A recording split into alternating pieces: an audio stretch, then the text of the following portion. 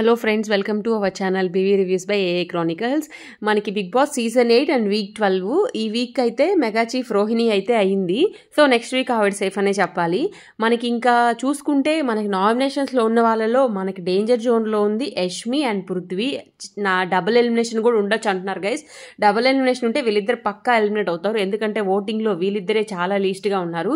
ప్రేరణకు కూడా day by day voting అయితే తగ్గుతూ వచ్చింది, కానీ ఆవిడైతే సేఫ్ అనే చెప్పాలి. ప్రేరణ ఎలిమినేషన్ అనేది వీళ్ళిద్దరిలోనే ఉంటుంది. సింగిల్ అయితే పృథ్వీ వెళ్ళిపోతారు, డబుల్ అయితే ఇద్దరు కలిసి వెళ్ళిపోతారు బయటికి. సో చాలా మంది కోరుకుంటున్నారు యష్మి ఎలిమినేట్ అవ్వాలి అని చెప్పి. సో మనం ఒక ఓటింగ్ పోల్ చూస్తూ మాట్లాడుకుందాము. మనకి టాప్లో అయితే నబీలు ఉన్నాడు, నెక్స్ట్ నిఖిల్ ఉన్నాడు. వీళ్ళిద్దరూ అయితే ఫస్ట్ నువ్వా అని ఇద్దరూ పోటీ పడుతున్నారు ఫస్ట్ ప్లేస్ కోసం.